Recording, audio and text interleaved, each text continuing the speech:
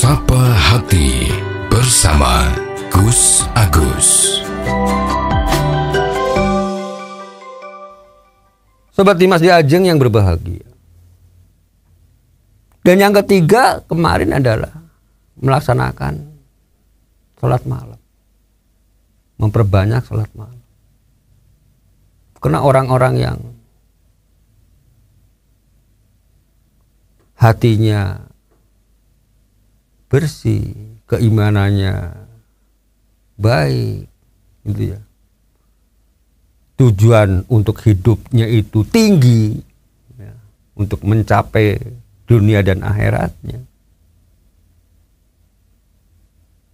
dan juga untuk ketenangan batin. Maka mereka-mereka ini, orang-orang yang ikhlas ini akan senang, ya, melaksanakan sholat malam di keningan malam. Ya.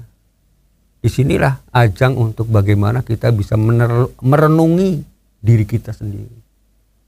Merenungi diri kita sendiri itu kan macam-macam. Apakah dari hal-hal yang pernah kita lakukan, merenungi bagaimana ke depan itu kita harus bagaimana.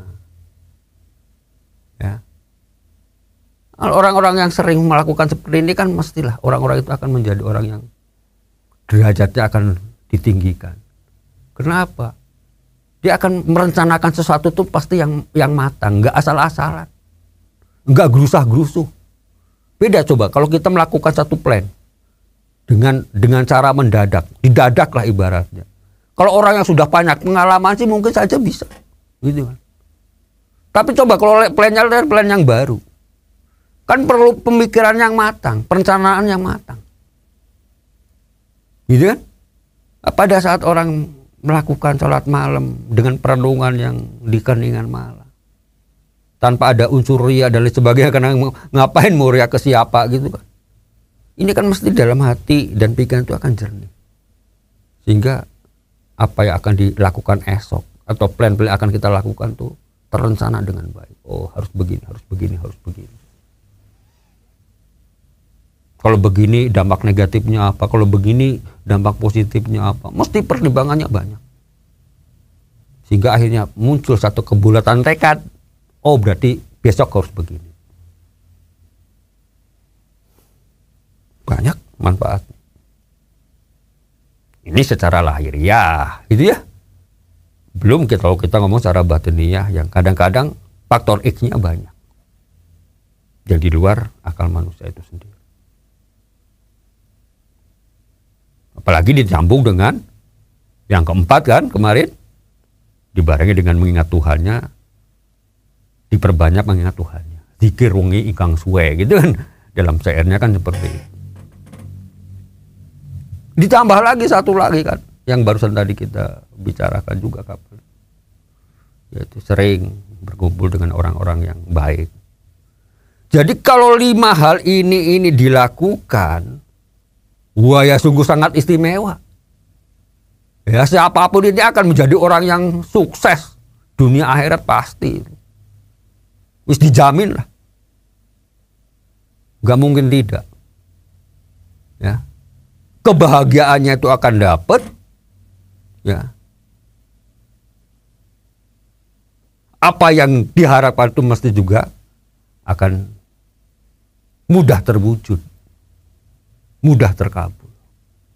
Maka dalam syair itu juga kan disebutkan, ya, apa ya itu yang terakhirnya itu dalam syair itu.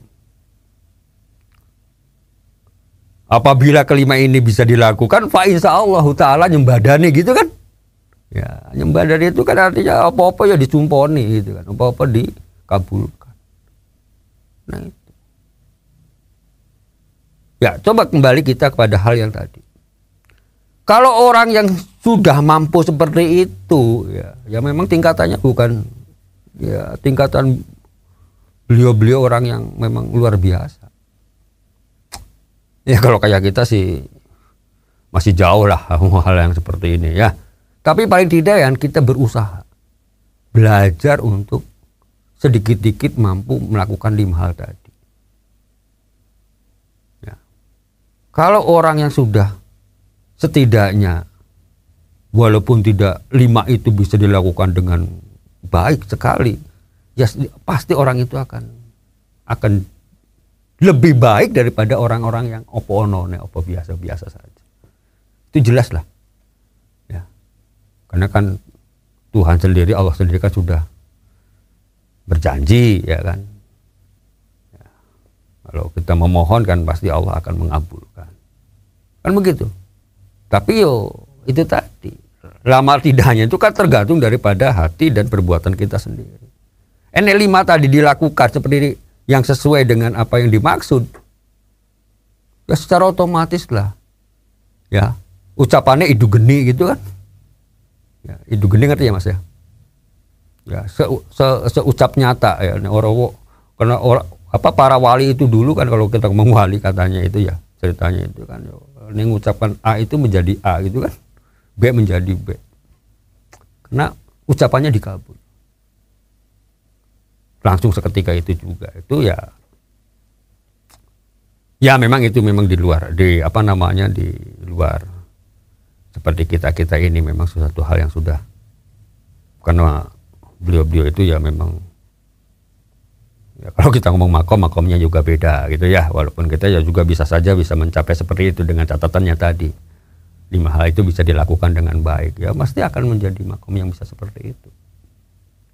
Makanya tidak heran ya kalau ada orang yang pinter, kalau orang yang mampu mengobati orang dengan doa, ya itu ya juga mesti ada dan memang ada. Ini yang beneran ya, bukan yang ngaku-ngaku pinter ya, karena sekarang kan banyak juga yang ngaku-ngaku menjadi seorang ahli apa gitu kan. Tapi yang pintar juga ya ada, walaupun mungkin itu sangat jarang sekali ya di zaman sekarang ini.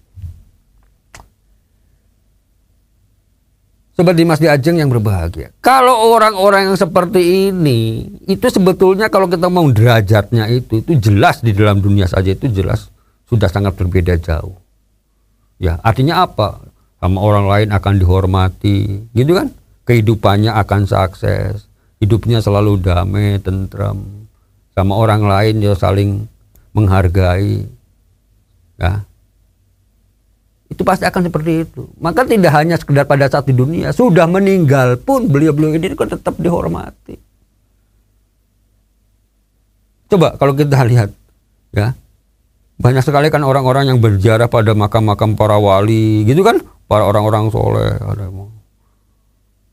ada yang melakukan ziarah ke makam wali ini, ke orang-orang soleh yang mana lagi. Karena sebetulnya orang-orang yang seperti ini, artinya orang-orang yang mempunyai ya kedudukan yang tinggi seperti itu bermanfaatnya itu tidak hanya sekedar pada waktu dia hidup di dunia itu, ya tidak. Pada waktu di dunia jelas manfaatnya banyak, ya, menjadi panutan orang-orang lain, ya. Memberikan ilmu pada orang-orang lain, memberikan pendidikan, dan lain sebagainya. Loh, setelah meninggal pun sama, dia banyak manfaatnya sama orang yang di dunia. Satu contoh apa misalnya? Ya coba, kalau kita perhatikan, kalau kita lihat, misalnya ada salah seorang wali lah yang sering diziarahi oleh umat muslim atau umat ya yang lainnya ya, yang biasa ziarah itu. Coba sekitarnya itu kan ekonomi berjalan baik kan, UMKM-nya jalan gitu ya, bener enggak? Karena kan mesti kalau banyak kerumunan orang, banyak orang ziarah di satu tempat, itu kan mesti sekitarnya itu kan yo banyak yang jualan, ya kan banyak manfaatnya bagi orang-orang lain yang masih di dunia ini kan. Walaupun orangnya yang memberikan manfaat ini sebetulnya ya akibat daripada beliau-beliau ini yang sudah tidak ada. Jadi orang yang derajatnya ditinggalkan itu sebetulnya tidak hanya di dunianya saja pada waktu dia hidup tuh enggak. saat beliau sudah tidak ada pun akan memberikan manfaat pada orang lain. Ya kan? Yang jualan es, jual laris gitu ya Mas. Kena kehausan gitu kan. Coba kalau kita berziarah misalnya ke Wali Songo gitu kan. Ya, yang di Gresik ke sana misalnya gitu kan. Atau di mana lah, misalnya di Gunung Jati, Cirebon misalnya gitu kan. Sunan Gunung Jati misalnya ya. Kan daerah sana panas ya. Yang namanya daerah pantai. Wah, berdesakan orang kan mesti yuk berkeringat dan sebagainya. Mesti kehausan tuh Mas. Ya maka yo penjual es, penjual bakso, penjual macam-macam itu yo larisnya masa ampun gitu kan. Belum yang hal-hal yang lain. Nah kan memberikan manfaat pada orang lain. Itu baru yang di lingkungan kita. Termasuk juga kalau hal yang urusannya dengan kebatinan, artinya dengan batiniah. Kadang kita yang merasa awam, ya arti awam itu karena kelakuan kita tuh yo kadang baik, kadang benar, kadang enggak gitu kan. Itu kan yo sering kita sampaikan. Belum tentu kalau kita memohon pada Allah sesuai dengan yang kita kehendaki itu belum tentu kan seperti kabul ya Mas ya. Ya namanya kita menyadari lah seperti itu, kita menyadari karena ya kadang-kadang kita yo kelakuannya kadang benar, kadang tidak. Makanya mungkin saja dari sebab ini Tuhan tidak semudah mengabulkan orang-orang yang dianggap dekat dengan Tuhannya. Para wali misalnya gitu kan. Ya. Atau para orang-orang soleh. Maka orang-orang yang seperti ini ya boleh juga. Ya, artinya kalau dia tawasul. Ya, tawasul itu artinya memohon kepada Tuhan tapi dengan dengan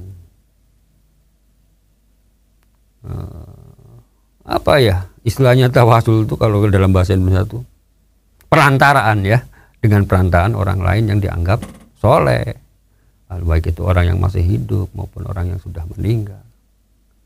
Karena berharap bahwa kalau kita meminta pada Allah dengan perantara orang-orang yang soleh ini, bahwa insya Allah mungkin bisa lebih cepat dikabulkannya. Ya monggo, itu kan berdasarkan keyakinan masing-masing. Nah, ya monggo-monggo saja. Yang penting jangan sampai berlaku syirik, ya. Kalau berlaku syirik itu kan artinya kita memohon pada selain pada Tuhan. Kan begitu. Kalau sebagai perantara saja ya monggo saja, kan begitu. Namanya tawasul. Karena hal ini juga pernah dilakukan oleh para sahabat. Ada cerita hadis di sana yang satu saat pada zamannya Umar bin Khattab itu mengalami paceklik panjang. Dan Umar bin Khattab sendiri bertawasul lewat pamannya Nabi yaitu Abbas bin Abdul Muthalib. Mohon pada Abbas, minta didoakan pada Allah supaya turun hujan. Abbas radhiyallahu anhu itu mendoakan supaya turun hujan, ya hujan turun menurut hadis itu. Nah, ini dasar awal daripada ya salah satunya ya, maksud saya salah satu dasar bagaimana kita diperbolehkan untuk bertawasul atau berdoa dengan perantara. Ya. Ya monggo, ini kalau yang melakukan itu yo artinya tidak salah, yang tidak mau melakukan itu yang langsung sama Tuhannya juga baik ya, monggo saja berikan. Ya yang penting jangan sampai melakukan hal yang syirik, artinya memohonnya bukan pada Allah tapi pada selain Tuhan gitu ya, mohon pada pohon misalnya atau mohon pada apa yang dianggap bukan pada Tuhan atau pada Allah, yaitu namanya syirik ya. Demikian, semoga ada manfaatnya. Billahi taufiq wal hidayah. Wassalamualaikum warahmatullahi wabarakatuh. Sapa Hati bersama Gus Agus. Untuk saran dan masukan, silahkan WhatsApp ke Gus Agus 0896 8811 6615. Dipersembahkan oleh Ziman, enzim antioksidan aktif, menjaga kesehatan dan memperpanjang usia Anda.